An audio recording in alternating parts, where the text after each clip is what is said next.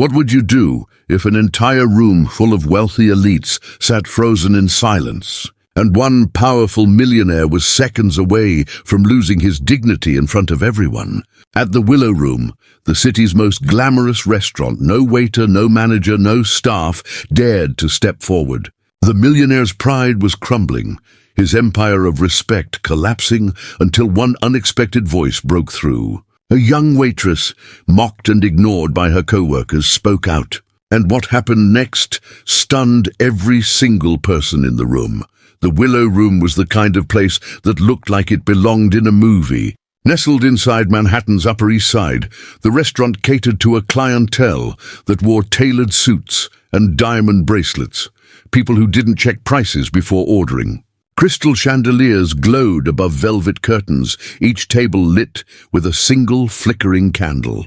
The hum of soft jazz floated through the air, blending with the clink of glassware and low murmur of conversations. Emily Carter moved carefully between the tables, balancing a tray of champagne like her life depended on it, which in many ways it did. At 27, she was still adjusting to the high-class environment. She had grown up in Queens, in a small two-bedroom apartment where her mother still lived, now weakened by a heart condition. The rent, the prescriptions, the utilities, everything came down to Emily's paycheck.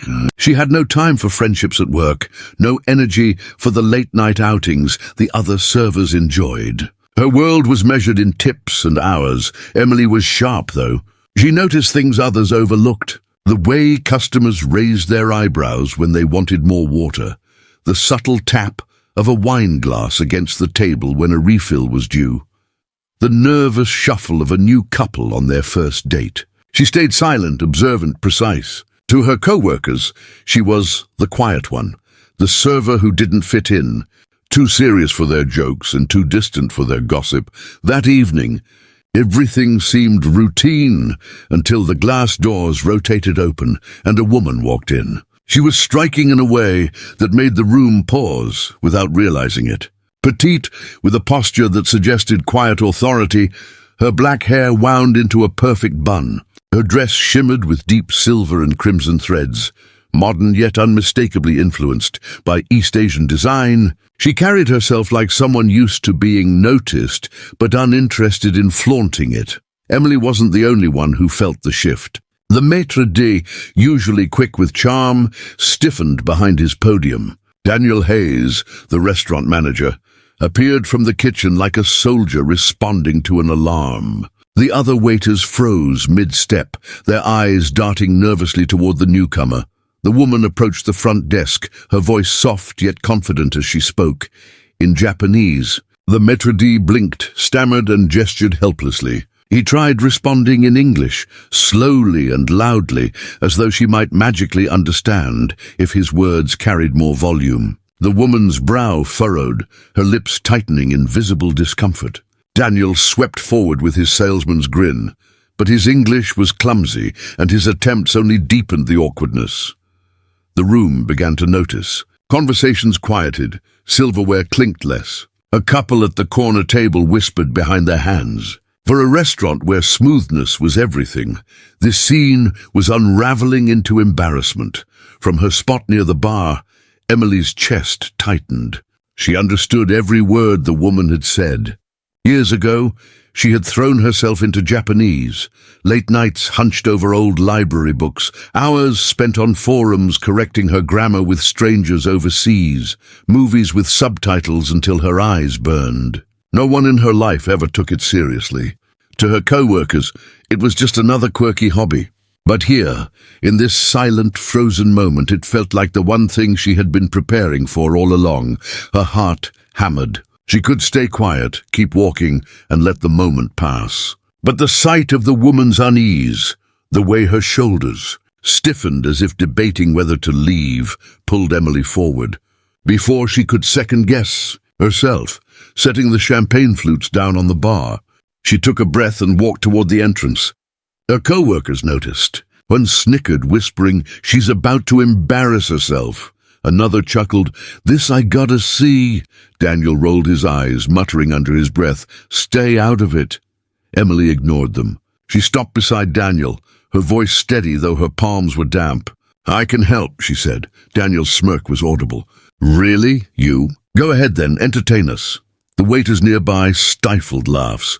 Emily turned to the woman, met her eyes, and spoke. 3 crisp, flawless sentences in Japanese, polite and direct, her tone respectful but confident. The woman's entire expression changed in an instant. Relief flooded her face, her lips curling into a smile so wide it softened her sharp edges. She responded quickly, her words smooth and grateful, her body language relaxing as though she had finally been understood.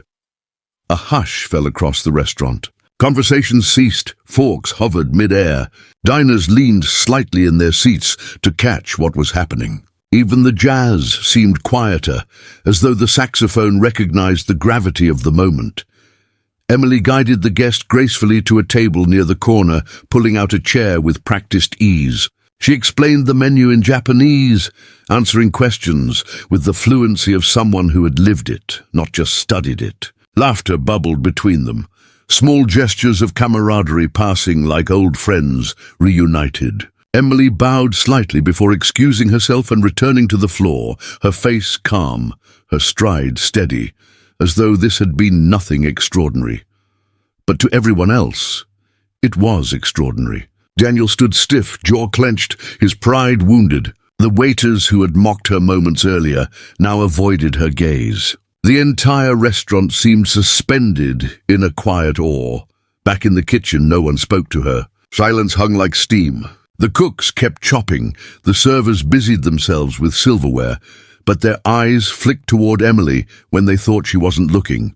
She washed her hands, took a steadying breath, and returned to work as if the night hadn't shifted on its axis. The elegant woman dined alone, yet every so often she glanced at Emily, smiling, gesturing gently for assistance. Her demeanor wasn't that of a demanding customer, but of someone grateful, respectful. At the end of her meal, she left a tip far larger than expected. Tucked inside a folded piece of stationery with Japanese writing inked across it, Emily slid the note into her apron, her eyes catching on the delicate calligraphy. Something inside her stirred, an emotion she hadn't allowed herself in a long time: pride.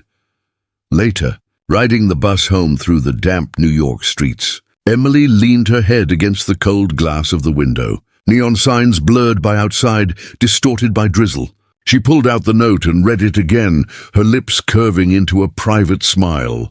For once, she wasn't just a shadow among polished people. For once, she had been seen, and though she didn't know it yet, this night would not fade into the ordinary. It was the beginning of something much larger, something neither she nor anyone else at the Willow Room could have predicted.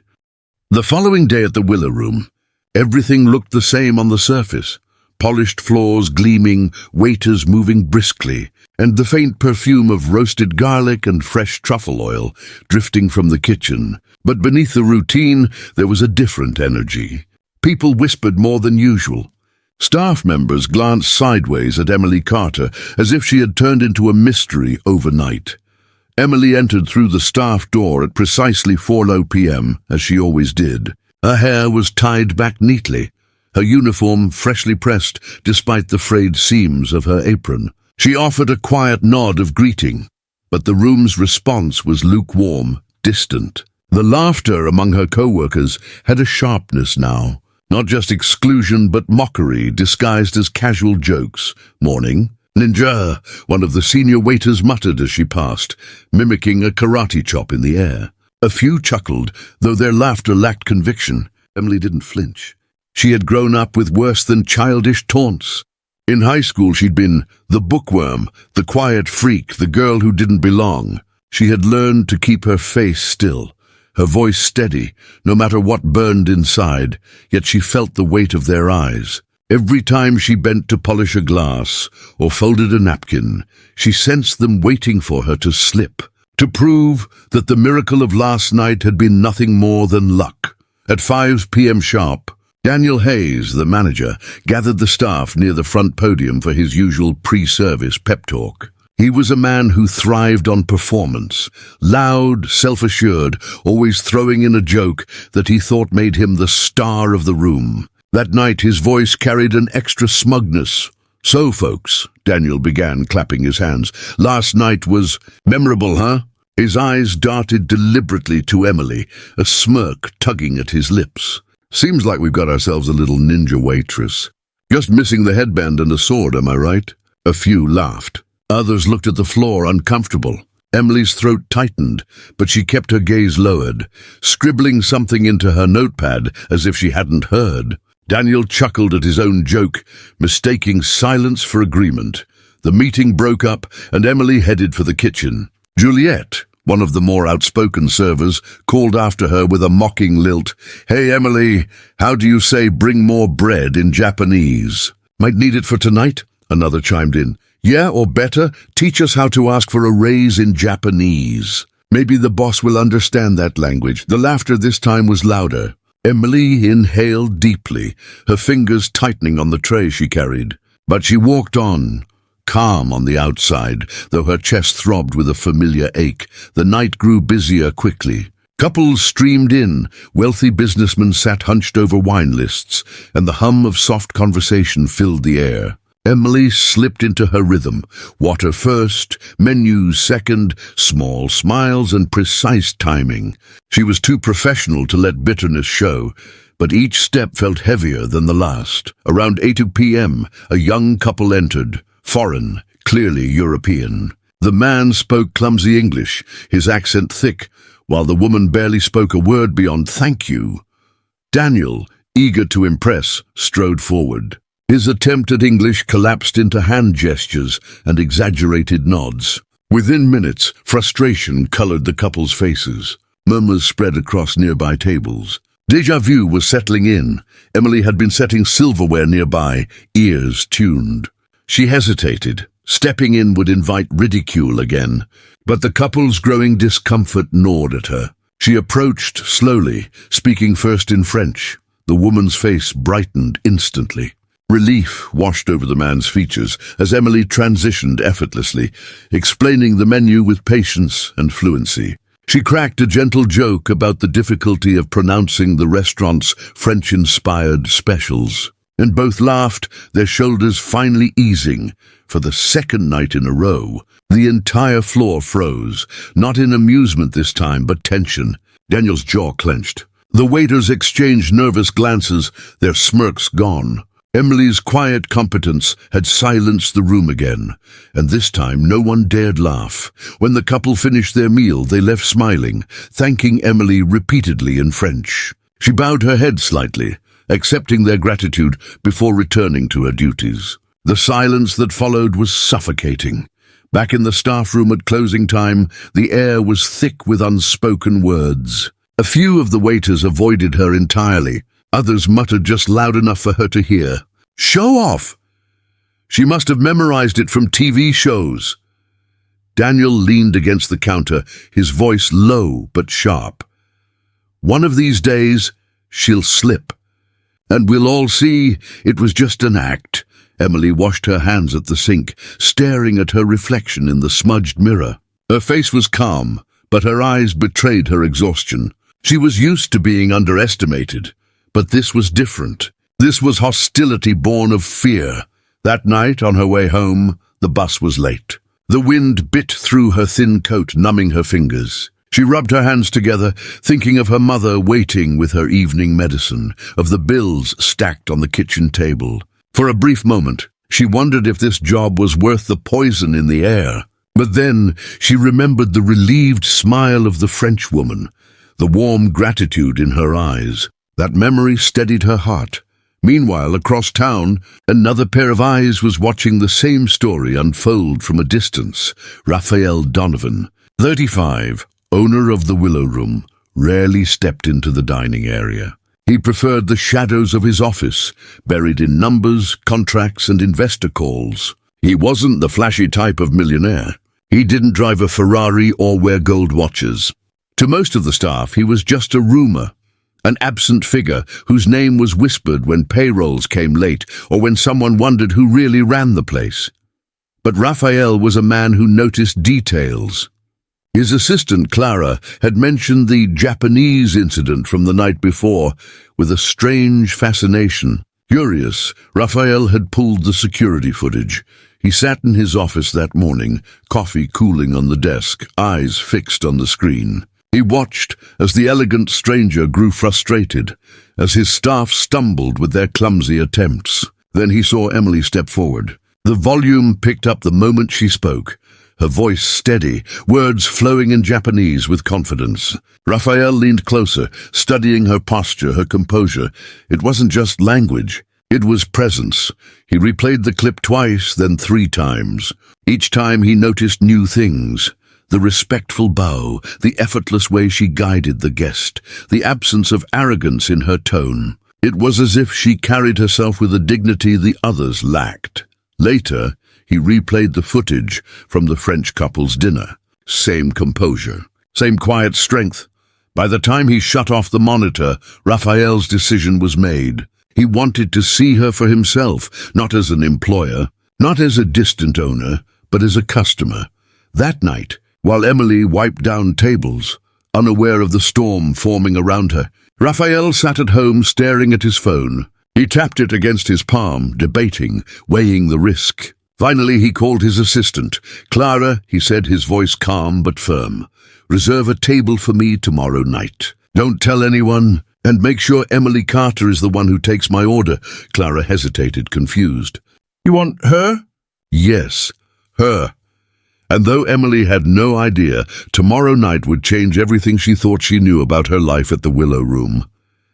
The next evening, the Willow Room glittered like a jewel box under Manhattan's night sky. Couples filed in, wearing fur-lined coats and designer shoes, their laughter mingling with the soft notes of a live pianist in the corner. Waiters flowed like a choreographed dance across the dining room, their trays stacked with sparkling glasses and dishes adorned with truffle shavings. Emily Carter arrived through the back entrance at her usual hour, her steps steady, but her mind unsettled. The air among the staff felt sharper that day, filled with whispers that stopped whenever she passed. Clara, the assistant manager, eyed her with a curious half-smile that Emily couldn't quite read. And Daniel Hayes, the manager, looked restless, his jaw tight, his voice carrying an extra edge as he barked orders about wine pairings and table placements. Emily didn't let it show, but the tension in the air wrapped around her like a cloak. She tied her apron, smoothed the wrinkles from her shirt, and moved to her station with practiced grace. She had learned early in life that silence could be armor. By 7:30, the restaurant pulsed with energy. Wealthy businessmen toasted contracts with aged whiskey, a pair of celebrities tucked themselves into a shadowy booth, and a young couple nervously celebrated their anniversary over oysters and champagne. The hum of voices filled the air like a current until Daniel approached Emily, his expression unreadable. "Table 9, he said curtly. "The gentleman asked for you." "By name," Emily frowned. No one ever requested her. She was too new, too quiet, too invisible. "By name," she repeated. Daniel's lip curled into something between amusement and suspicion. "That's what he said." "Don't keep him waiting." Confused, Emily smoothed her apron and walked toward table 9, her notepad and menu clutched in her hands. When she arrived, she stopped short. The man waiting there was nothing like the restaurant's usual clientele. He wore a simple navy shirt, his sleeves rolled up neatly. No flashy watch on his wrist, no designer cufflinks. His beard was trimmed, his expression calm but firm, his posture both relaxed and authoritative. There was something about the quiet weight in his eyes that unsettled her. "Good evening," Emily said softly, professional as always. "Can I take your order?" The man looked up at her, and for the first time Raphael Donovan, owner of the Willow Room, smiled. It was a small smile, almost hesitant, but warm enough to disarm her. "Not yet," he said. "I'd like a moment." His voice was smooth, measured, carrying the tone of someone used to being listened to. Emily nodded, stepping back politely. Something about him didn't fit. He wasn't gawking at the decor, wasn't rushing through the menu. He studied it like someone who had already memorized every detail but wanted to play the part. When he finally ordered, a filet mignon, medium rare, with a dry white wine. It was with the precision of someone who already knew what the kitchen would deliver. Emily scribbled the details quickly, thanked him, and retreated to the kitchen. But Raphael wasn't focused on the menu. His eyes followed her as she walked back, noticing the deliberate way she carried herself, the way she smoothed her apron before speaking to another guest, how she bent slightly to meet the eye level of an older woman asking about dessert. He wasn't just watching her work. He was studying her. For Emily, the night pressed on with its usual rhythm. She served appetizers, refilled water glasses, took careful notes. But every so often she glanced toward table 9, unsettled by the man's gaze. It wasn't mocking like her coworkers, nor dismissive like many customers. It was attentive, searching. When she returned with his entree, Raphael spoke again, his tone casual but deliberate. "How long have you worked here?" Emily hesitated. 2 weeks, and before this, cafes, buffets, nothing like this. She tried to keep her tone even, professional. "You studied languages?" He pressed, his eyes narrowing slightly. Her chest tightened. "Not formally. I learned on my own." His brow lifted. "On your own?" "Yes," she said, her voice firmer now. "Libraries, old computers, subtitles on movies. I practiced. A lot." For the first time, Raphael leaned back in his chair, clearly impressed. Most people dismissed her story as impossible, or worse, unbelievable. But this man wasn't laughing. His silence wasn't judgment, it was respect. "You speak Japanese," he said finally. "And French?" "And English," Emily added quietly. "A little Spanish too." His lips curved again, that faint smile. "That's rare. Most people wouldn't bother if they weren't forced to." Emily didn't answer. Praise made her uneasy. She shifted her weight and cleared her throat. "I'll check back shortly to see if you need anything." She turned to leave, but Raphael's voice stopped her. "You've got talent, more than you realize." Her feet froze for a moment, the words striking deeper than she wanted to admit. She gave the smallest nod before walking away, her face carefully blank, though her chest burned with a strange heat. By the end of the night, Raphael left his check on the table with a generous tip, but also something else. A simple white card, no logo, no flourish. Just his name and a phone number. Emily found it as she cleared the table, frowning at the neat handwriting. She tucked it into her apron pocket without a word. She didn't know yet that the man she had served wasn't just another customer. He was her employer, the silent force behind everything in that building. Later that night, on the crowded bus ride home, Emily pulled out the card and turned it over in her hands. Her reflection stared back at her in the smudged window. Tired eyes, hair slipping loose from her bun, lips pressed thin. She didn't understand what the gesture meant. Was it opportunity, a trap, or something else entirely? At that same hour, Raphael sat in his penthouse apartment overlooking Central Park. The city lights glittered below like a constellation, but his mind wasn't on the skyline. He thought of Emily, the way she held herself with quiet dignity, the fluency of her words, the resilience in her eyes. He had met hundreds of people who carried polished resumes and perfect smiles. But something about her was different, and though Emily could not know it yet, this night had set something in motion, something that would drag her far beyond the restaurant's polished floors, into a storm of rivalry, ambition, and a kind of connection she had never dared to imagine. The morning after Raphael's mysterious dinner at the Willow Room, Emily awoke before sunrise in her tiny Queen's apartment. The alarm buzzed at 5:30 a.m., and she groaned, rubbing her tired eyes. Her body ached from another long shift, but she couldn't afford to waste time.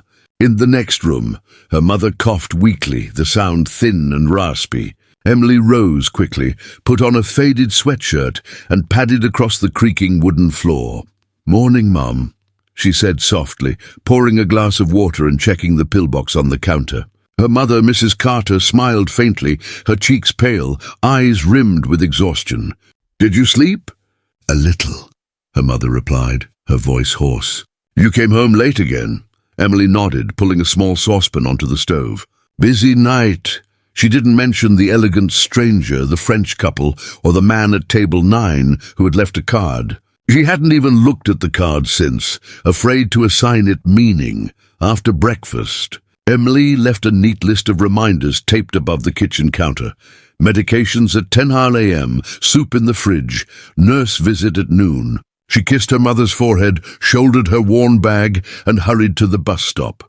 The city was already alive with honking horns and hurried footsteps. Emily boarded the crowded bus, wedging herself between a man reading the Wall Street Journal and a young woman applying mascara on her phone's reflection. She clutched the pole with one hand, her mind churning. The card burned in her pocket like a secret. She pulled it out briefly, staring at the plain black letters. Raphael Donovan. No title, no clue, just a name and a number. Who was he really? Why her? By the time she reached the restaurant, she'd shoved the card deep into her bag. Inside the Willow Room, the atmosphere was heavier than usual. Daniel's voice barked from the kitchen before Emily even tied her apron. "Carter! Move faster, we've got a full house tonight." His tone carried extra sharpness, as though her presence irritated him simply by existing. Juliet smirked as Emily passed, her whisper deliberately loud. "Wonder if our little polyglot's ready for another performance tonight." The others chuckled, but their laughter was brittle.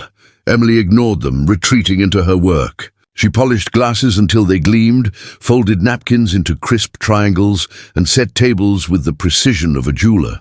Still, she felt the weight of every sideways glance, every suppressed giggle. At 7:15, the air shifted again. A hush rippled through the room as the revolving door opened. Emily's heart skipped. She recognized the figure immediately. The elegant Japanese woman from her first night had returned. But this time she wasn't alone. 3 men in dark suits and a younger woman in heels accompanied her, their posture radiating authority. They walked as though they owned the floor beneath them, each movement deliberate, precise. The maitre d' froze, eyes wide. Daniel nearly tripped over his own words as he rushed forward. But the woman barely glanced at them. Her eyes locked on Emily, her lips curving into a small smile. She raised her hand slightly, gesturing, subtle but unmistakable. "She wants you," Daniel muttered through clenched teeth, glaring at Emily as if she had arranged the whole thing. "Go!" Emily's chest pounded. She approached the group carefully, bowing her head politely. Switching smoothly into Japanese, she greeted them, asking if they preferred the round table near the windows or something more private. The woman laughed softly, answering with relief, and the group followed Emily as though she were their guide. She seated them at the grand central table, translating the menu line by line, fielding questions about ingredients, wine pairings, and even the origins of certain dishes. Her answers flowed without hesitation. The businessmen leaned forward, impressed. The younger woman smiled brightly, asking Emily about her studies. Laughter sprinkled the conversation, and Emily, though nervous, moved with surprising ease. Around the room, silence reigned again. Guests whispered to each other, intrigued by the spectacle. Waiters froze mid-step, trays hovering in the air. Daniel's face flushed crimson. Clara, watching from near the bar, narrowed her eyes, her jaw tight. For nearly 2 hours, Emily managed the table like a seasoned professional, translating jokes, explaining subtleties, balancing respect with warmth. When dessert was finished, the elegant woman placed her hand over Emily's and handed her a small envelope, speaking a few words too quiet for anyone else to hear. Emily bowed, thanking her with grace. When the group finally left, the room seemed to exhale. Voices rose again, silverware clinked, life resumed. But in the kitchen, the staff's eyes burned with jealousy. "Acting like she's a damn ambassador," Juliet muttered. "Yeah, well, she won't last," Daniel snapped. "One mistake, and she's finished." Emily avoided their stares, her fingers trembling as she slid the envelope into her apron pocket. That night, on the bus ride home, she finally opened it. Inside was a handwritten letter, elegant characters flowing across fine paper. She read slowly, translating in her head, "Your kindness and professionalism impressed me deeply. It is rare to find someone so young, yet so capable. If ever you seek opportunity, know that I will help you. Yuki Nakamura, Director, Nakamura International Holdings." Emily's breath caught. Nakamura International. The name alone carried weight. She had read about the company in business journals, a conglomerate with reach across finance, technology, and culture. Her hands shook as she folded the letter back into the envelope. For years she had been invisible. Now suddenly she was holding a door to a world she'd never imagined. Meanwhile, across town, Raphael sat in his office, the city lights flickering through tall windows. On his screen, he replayed the footage of Emily at the table with Nakamura and her entourage. She wasn't just translating. She was commanding the room. Her posture was poised, her words fluid, her presence magnetic. The Japanese executives leaned toward her, smiling, trusting. Even the elegant Yuki Nakamura herself looked at Emily with an expression Raphael recognized: respect. He leaned back in his chair, steepling his fingers. Clara, his assistant, hovered in the doorway. "You've been watching her for hours," Clara said lightly, though her voice was laced with unease. "She's just a waitress." Raphael's eyes didn't leave the screen. "She's not just anything." Clara stiffened, masking her irritation with a smile. "Well, be careful. The staff is already gossiping. They think you're interested." Finally, Raphael turned to her, his expression unreadable. "Let them think what they want. I know what I see," and what he saw was more than a waitress. He saw a woman who carried herself like someone born to rise. No matter how many chains the world tried to place on her, Emily had no idea yet, but she had caught the attention of two powerful forces: a global business leader and the man who owned the very world she worked in, and both, in their own way, were about to change her life forever. The following week at the Willow Room felt different in ways Emily couldn't quite put into words. The chandeliers glittered as always, the velvet curtains fell in perfect folds, and the kitchen clattered with the usual rhythm of pans and knives. Yet beneath all that routine glamour, tension thrummed like a hidden wire. For Emily, the letter from Yuki Nakamura had been a spark, one that burned quietly in her pocket every time she reread it at home. She'd shown it to no one, not even her mother.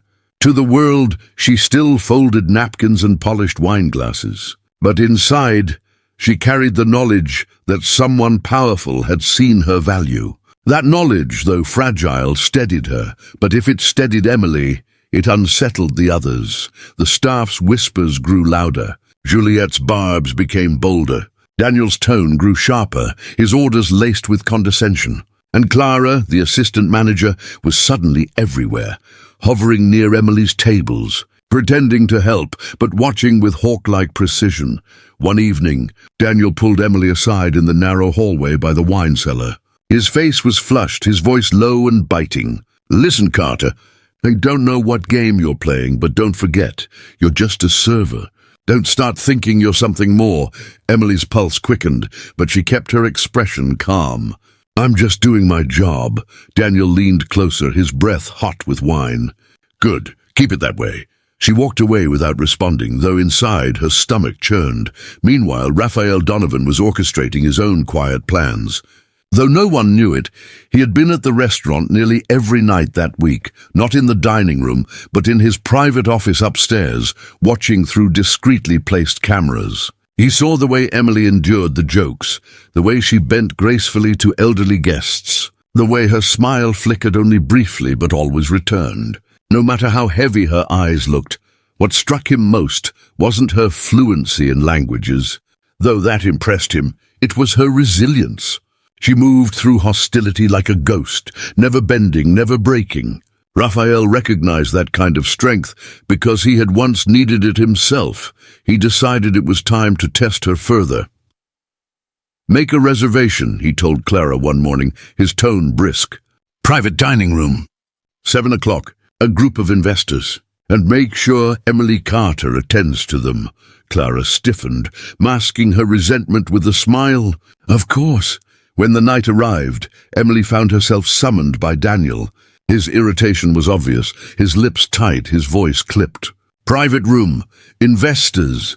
They want you." She felt the room's eyes burn into her as she tied her apron tighter and walked toward the heavy oak doors at the back of the restaurant. Her pulse thudded in her throat. Inside, the private dining room glowed with golden light. A long, polished table stretched across the space, lined with crystal glasses and gleaming cutlery. 6 men in suits and 2 women in tailored blazers sat waiting, their conversations a low hum. And at the head of the table sat Raphael. Emily froze for a fraction of a second before recovering. She didn't know yet that this was her employer, but his calm authority filled the room.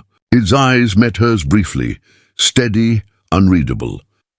"Gentlemen, ladies," Raphael said smoothly, "this is Emily. She'll be assisting us tonight."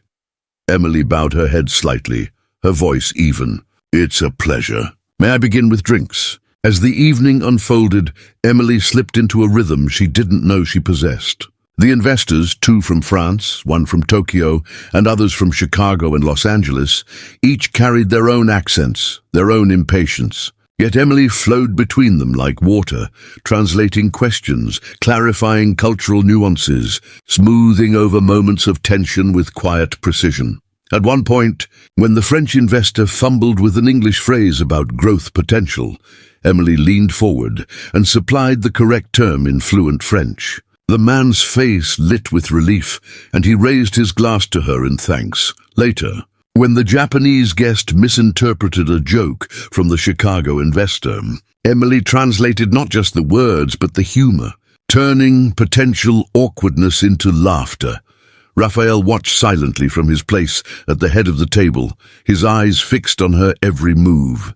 She wasn't just performing, she was commanding the rhythm of the room without realizing it. By the end of the night, when dessert plates had been cleared and contracts casually discussed, one of the investors leaned toward Raphael.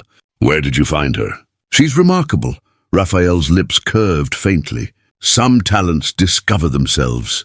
Emily flushed, though she kept her head bowed as she cleared the plates. When the investors left, Raphael lingered behind. He stood slowly, his tall frame filling the room, and spoke in a low voice meant only for her. "You're wasted here, Emily." Her breath caught. She didn't know what to say. "I don't make statements lightly," he continued. "But you've proven yourself twice over now, and I don't intend to let that go unnoticed." Emily's chest tightened.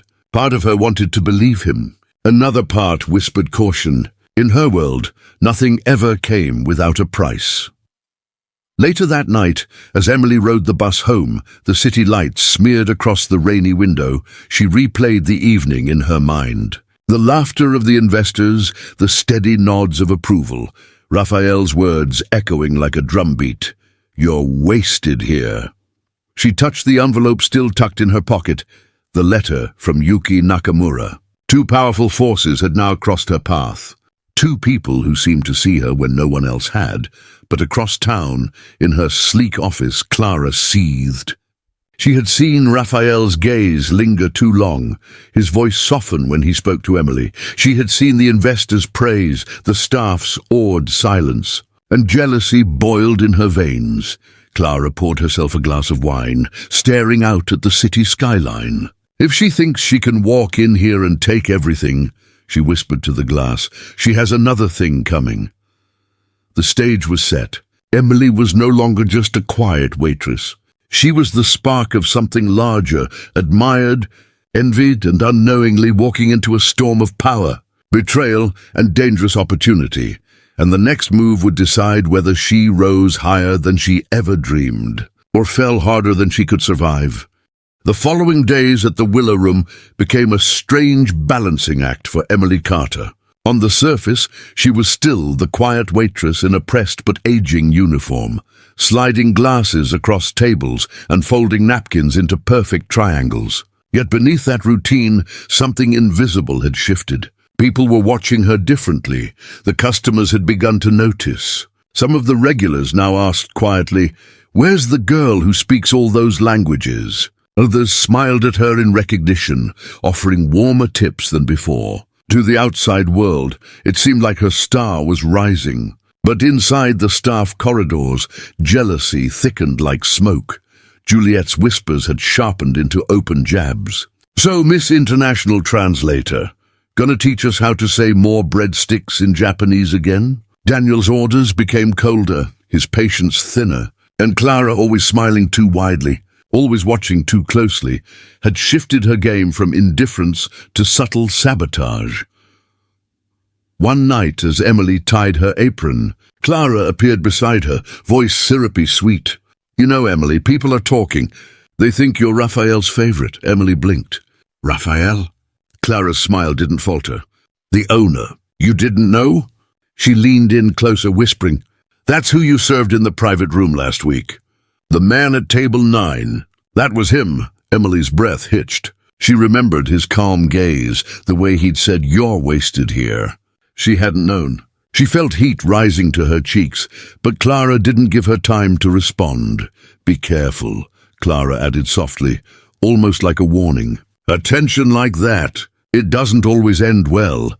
Then she walked away, leaving Emily with her heart pounding. That evening the restaurant brimmed with tension.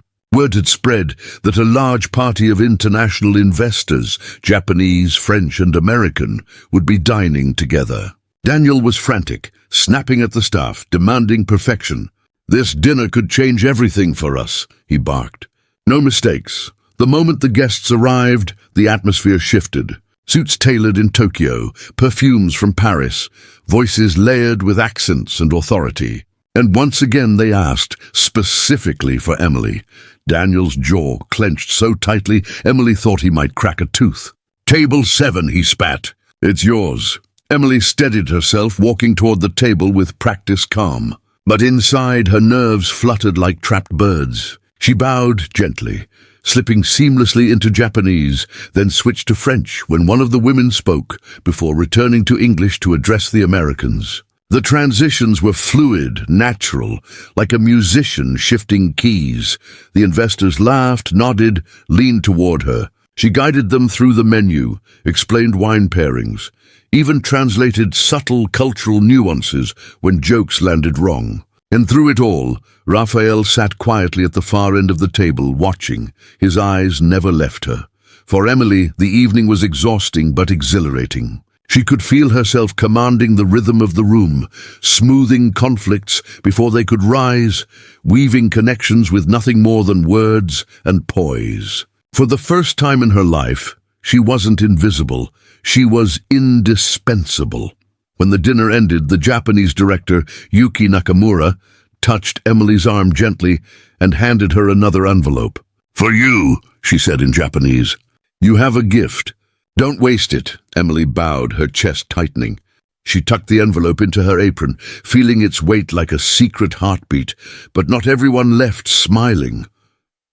Back in the kitchen, Clara stood with her arms crossed, her smile tight as wire. Juliet leaned against the counter, smirking. "So what's she now? Waitress, translator, diplomat? Maybe next week she'll be running the place." Clara didn't laugh. Her eyes burned with something colder, more dangerous. She waited until Emily had stepped out to catch her breath, then leaned close to Daniel. "She's going to ruin this place if we let her," Daniel grunted. "She's already making us look useless." "Then maybe it's time we remind her where she belongs." Clara's voice was low, deliberate. "People like her don't rise this fast unless they fall just as hard." Daniel hesitated, but the bitterness in his eyes matched hers. Later that night, Emily sat on the bus, the envelope heavy in her lap. She opened it carefully, her breath catching at the words. It wasn't just a thank you, it was an invitation to a corporate event in Midtown, hosted by Nakamura International Holdings. A networking dinner, a chance to step into a world she'd only read about in borrowed magazines. Her fingers trembled. Could she even go? Could she leave her mother alone for an evening? Would she even fit in among people who lived in penthouses and signed contracts worth millions? Her phone buzzed.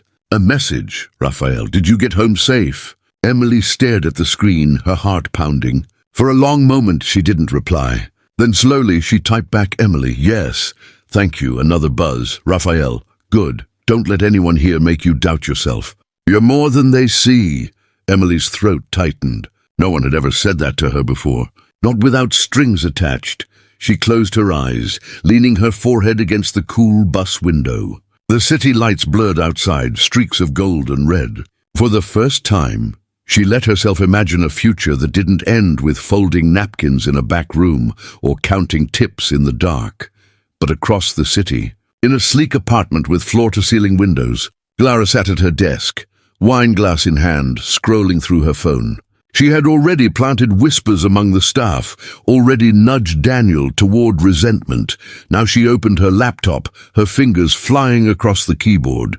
Access logs, schedules, system passwords, things she controlled as assistant manager. If Emily thought she could rise above her, she was mistaken. Let's see how the little prodigy handles a scandal, Clara murmured. Her smile sharp as broken glass. Emily had caught the attention of the powerful. She had begun to taste a life beyond survival.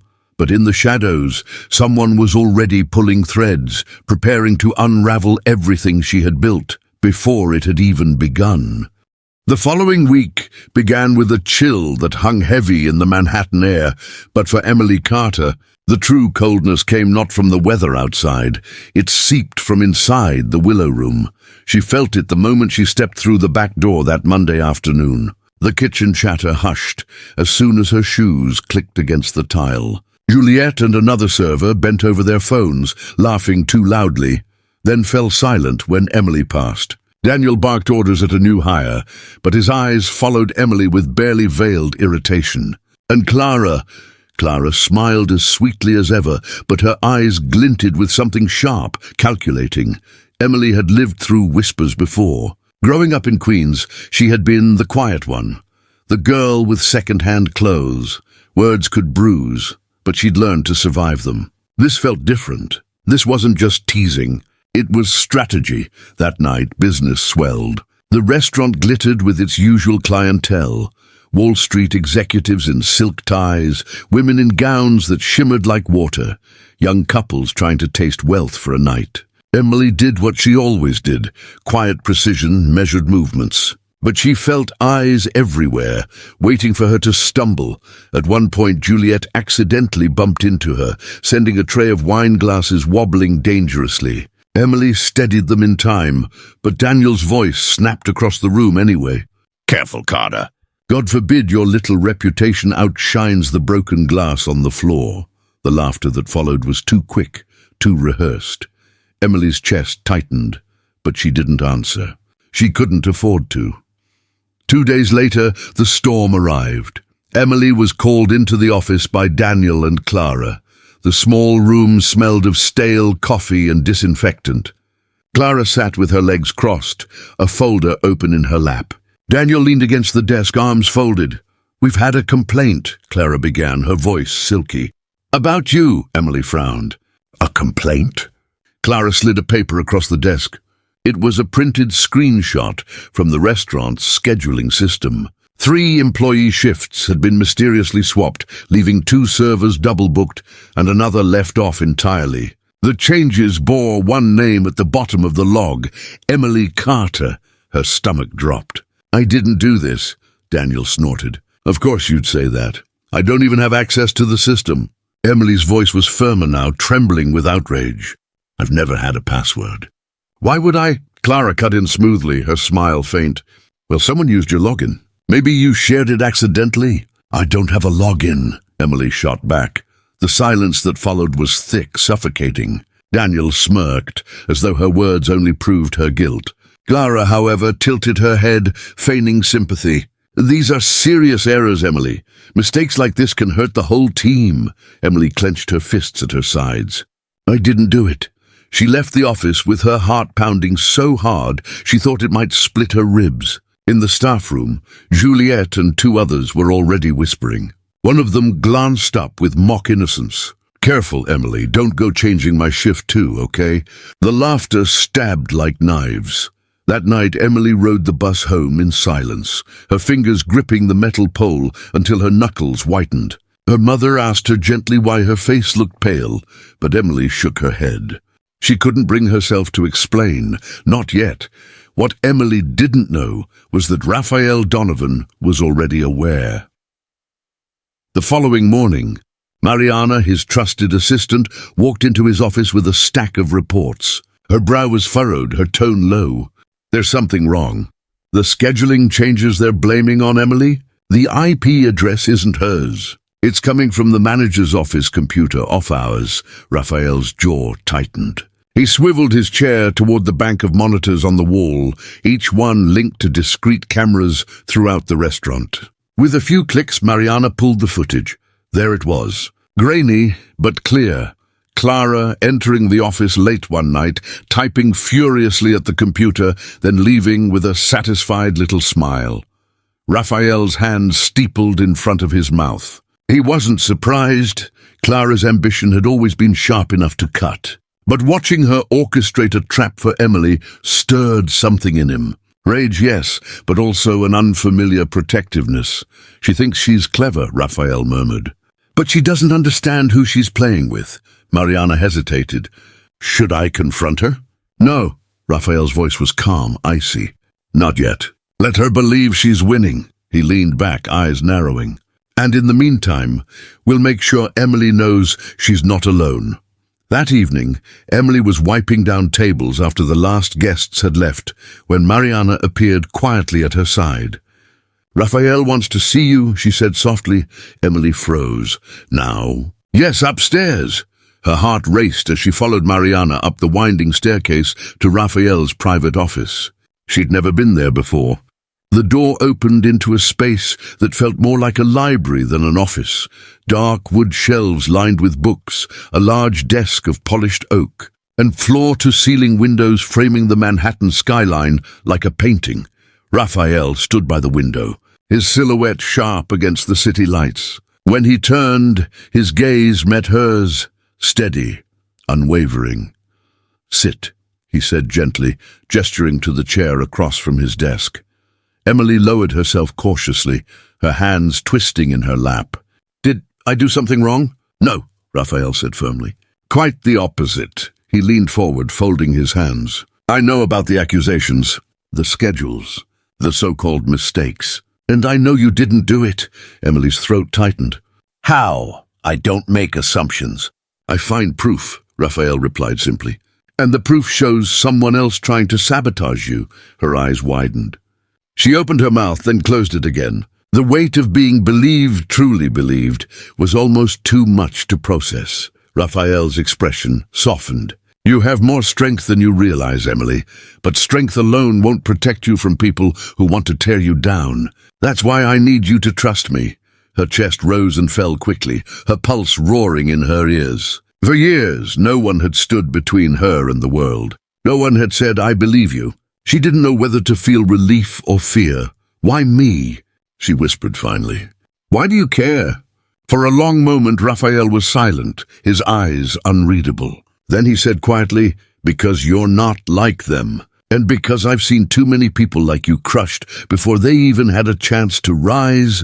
The room fell silent, heavy with something unspoken. Emily swallowed hard, her heart twisting with a mix of gratitude and confusion. Raphael stood, walking to the window again. You'll have a choice soon, bigger than you realize. When it comes, I want you to be ready. Emily looked down at her trembling hands, then back at him. She didn't understand what he meant, but she knew with a sudden clarity that her life was no longer hers alone, and in the shadows of the willow room, Clara was sharpening her knives, certain that her moment of triumph was near. Neither of them knew it yet, but the storm was only just beginning. The following Friday evening arrived cloaked in tension so thick it seemed to seep through the very walls of the willow room. For Emily Carter, it was supposed to be another long shift of quiet endurance. But she had begun to sense that every move she made now carried weight beyond her control, as though unseen eyes were following her at every step. She was right. The dining floor was busier than usual. A wedding anniversary celebration filled the center of the room, while in the private booths, discreet conversations in accented English suggested business deals worth millions. The waiters were restless, darting between tables with trays balanced precariously, but their eyes kept drifting toward Emily, waiting for her to falter. By now, the gossip about the schedule scandal had spread like poison ivy. Customers hadn't heard, but within the staff, it was gospel. Emily had tampered with the system. The whispers stung worse than open insults. Every time she picked up a tray or wiped a glass, someone muttered, "Careful, don't let her touch the roster." Emily kept her head down, but her chest burned. If not for Raphael's private assurance earlier that week, his quiet promise that he believed her, she might have walked out and never returned. But something in his eyes, that mix of steel and empathy, had anchored her. Still, she couldn't shake the fear. That night, everything came to a breaking point. At 9 p.m. sharp, a new party arrived, a mix of American executives and European financiers. They took the large table near the grand piano. Expensive watches gleamed on their wrists, their laughter booming, their conversations sharp with competition. Emily was assigned to the table. Daniel's order had been clipped, his smile cold. "Don't screw this up." She approached with her usual calm, introducing herself and guiding them through the menu. The first course passed smoothly, but when the entrees arrived, trouble struck. One of the financiers, a sharp-nosed Frenchman with a voice like a whip, leaned back in his chair and declared loudly, "This is the wrong dish." "I ordered sole meunière, not salmon." Emily froze, scanning the notes in her pad. She had written sole meunière. The kitchen must have made the mistake. She apologized sincerely, offering to correct it immediately. But before she could move, Daniel appeared at her side, his voice dripping with false authority. "Really, Emily?" "A mistake on a night like this?" The Frenchman scoffed, gesturing grandly. "Unprofessional."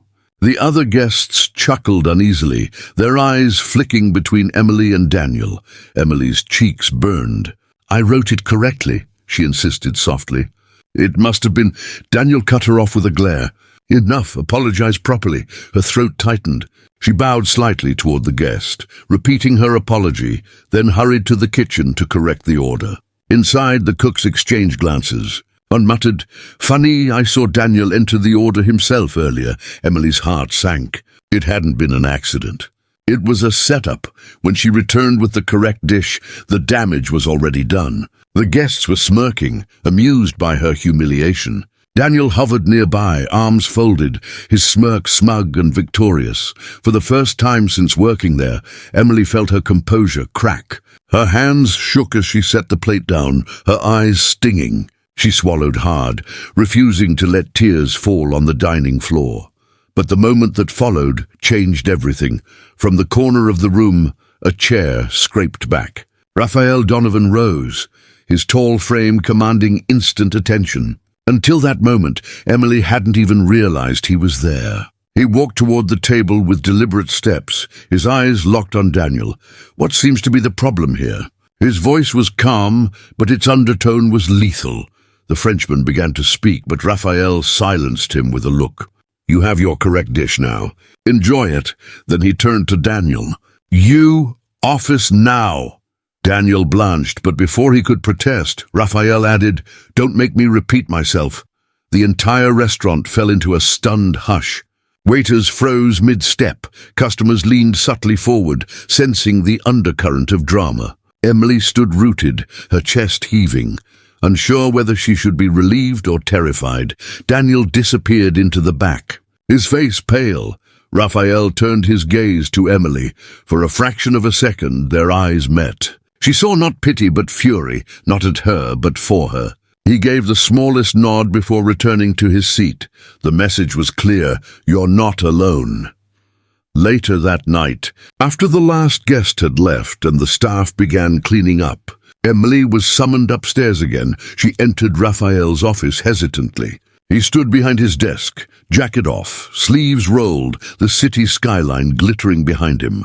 His expression was unreadable. "You know what happened," he said, his tone low.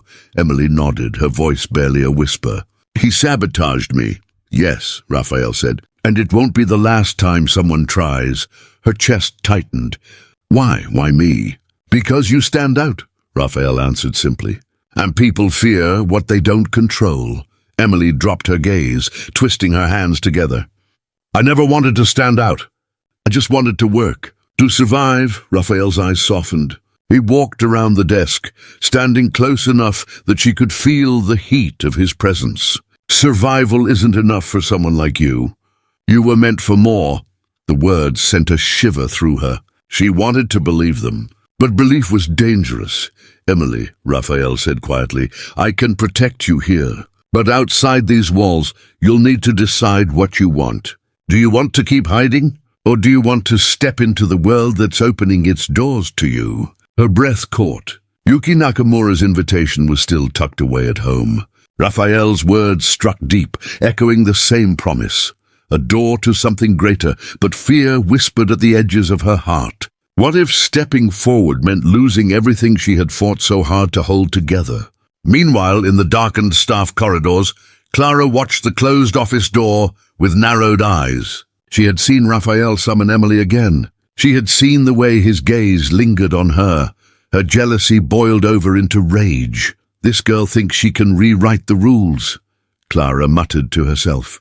But I'll make sure she drowns before she even learns to swim.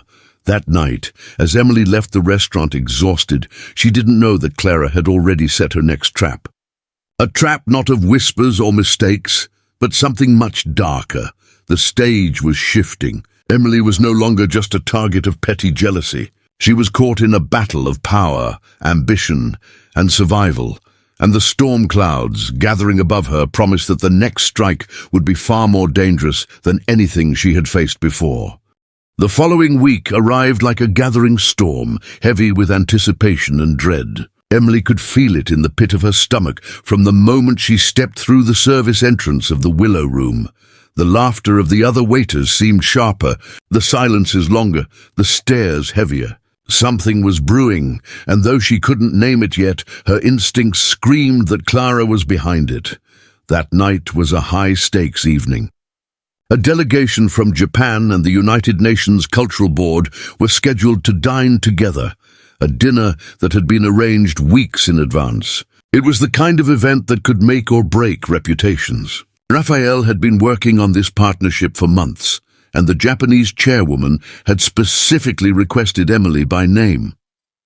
When she heard this, Emily's heart nearly stopped. The request came not through rumor, but in a formal letter, her name written clearly in black ink. It was the kind of recognition she had never imagined for herself. But with recognition came pressure, and pressure was Clara's perfect weapon. Emily spent the afternoon preparing meticulously. She read through the menu twice, memorized the wine pairings, and practiced phrases in Japanese to smooth over possible cultural gaps. In the mirror of the staff locker room, she tied her hair into a tight bun and whispered to herself, "Stay calm. You can do this." But the moment she stepped into the kitchen, Clara was waiting, arms crossed, lips painted with that predatory smirk. "So," Clara purred, "our little starlet is the guest of honor again. Quite the resume you're building. Waitress 1 month, translator the next, and who knows, maybe next week you'll be running the place." Emily tightened her grip on the notepad in her hand. "I'm just doing my job." Clara leaned closer, her perfume sharp. "Oh, sweetie, don't confuse luck with talent. You just happen to speak the right words to the right people." But luck runs out, Emily said nothing. She had learned that Clara thrived on reaction. Still, her silence didn't stop the sting. She carried Clara's venom with her as she walked out to prepare the tables. By 7 p.m., the dining floor glowed with polished elegance. The chandeliers sparkled, the silverware gleamed, and the air vibrated with expectation. The delegation entered, Yuki Nakamura leading, with dignitaries in tailored suits and elegant gowns following behind. Cameras flashed briefly outside before the doors shut, sealing the restaurant in a bubble of hushed grandeur. Emily approached with steady steps, bowing respectfully as she greeted them in flawless Japanese. The group visibly relaxed, their smiles widening. Conversations sparked instantly as Emily translated effortlessly, moving between English and Japanese with the ease of water flowing over stones. Customers nearby began to notice again, just as they had that very first night. Forks paused mid-air, conversations stilled, eyes turned. Emily wasn't simply serving food. She was orchestrating an evening of connection, her presence bridging worlds. But beneath the polished surface, Clara's plan was already unfolding. At the height of the dinner, When the main course was being served, chaos struck. One of the Japanese dignitaries, a senior ambassador, took a sip of his wine and stiffened. His face twisted in distaste. "This isn't what I ordered," he muttered in Japanese. Emily's heart stopped. She had recommended a delicate Sauvignon Blanc that paired perfectly with the fish, but the glass he held was filled with a heavy red.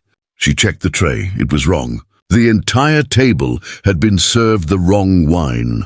A low murmur of discontent rippled across the table. The Americans looked confused. The Japanese guests frowned. In the corner, Raphael's face darkened as his eyes cut sharply toward the staff. Emily rushed to apologize, bowing deeply, but Daniel, ever Clara's puppet, stepped forward. "My apologies, Ambassador. There must have been some confusion. Emily is new. Mistakes happen." The words were knives. Every eye turned to her, but Emily knew she hadn't made the mistake. She had written the wine order clearly, double-checked it herself. Someone had switched the trays, and she already knew who. Inside the kitchen, she confronted Clara. "You did this." Clara's smirk was ice. "Prove it." Emily's fists clenched at her sides. The room spun with heat and humiliation. She wanted to scream, to throw something, but instead she took a shaky breath. "I don't need to prove anything. The truth has a way of surfacing." Clara leaned in close, whispering so only Emily could hear. "Truth doesn't matter if no one believes you. And guess what, sweetheart? They don't." For the first time, Emily felt the weight of despair truly crushing her. But destiny had other plans. Raphael, watching from the shadows, had already set things in motion. Earlier in the week, after the scheduled sabotage, he had ordered discreet surveillance on all key staff entrances. And now, just as Clara gloated, Raphael appeared in the kitchen doorway. In his hand, he held a small USB stick. His expression was calm, but his eyes burned. "Interesting, Clara. Care to explain why the cameras caught you swapping the wine labels an hour ago?" The kitchen froze. Pots clattered, spoons stilled. Clara's smirk faltered for the first time. I don't know what you're talking about," she stammered. Raphael stepped closer, his voice sharp enough to cut glass. "You've undermined this restaurant, my staff, and a woman who's done nothing but exceed expectations. Pack your things. You're finished here." The color drained from Clara's face. She opened her mouth to argue, but the silence of the staff around her, the eyes that had once looked at Emily with suspicion, now stared at Clara with judgment. She turned and stormed out, her heels clicking like gunshots against the tile. Emily stood frozen, breathless. Relief mingled with shock, but also fear. Fear of what came next, of being the center of attention again. Raphael turned to her, his tone softening. "Go back to the table. Finish what you started. You've got this." Her throat tightened. She wanted to thank him, to collapse, to cry. But instead she nodded, straightened her shoulders, and walked back into the fire. When she returned to the delegation, she bowed once more, apologizing with sincerity, her Japanese flowing like poetry. She explained that there had been an error, now corrected. With calm precision, she introduced the correct wine and explained its history, weaving a story of vineyards, traditions, and flavor. The guests listened, enchanted. The tension eased. Laughter returned. By the end of the night, Yuki Nakamura herself rose from the table, clasped Emily's hands, and said softly, in Japanese, "You are wasted here. The world is waiting for you." Emily felt her knees weaken. For the first time, she believed it. After the last guest departed and the restaurant emptied, Raphael found her standing by the window staring at the city lights. "You saved tonight," he said simply. "No," Emily whispered. "You saved me." Raphael shook his head. "I just revealed the truth. You did the rest." For a long moment they stood in silence, the hum of the city wrapping around them. There was something unspoken in the air. A current neither dared touch yet, but it was there, undeniable. Emily looked at him finally, her eyes glistening. "I don't know if I'm ready for what's coming." Raphael's voice was low, steady. "You don't have to be ready. You just have to keep moving forward, and I'll be there when you do." Outside, the city buzzed, alive with possibility. And for the first time in her life, Emily Carter allowed herself to imagine a future not defined by survival, but by choice. What she didn't know was that her journey was only beginning, and the storm that had loomed over her life was about to break wide open.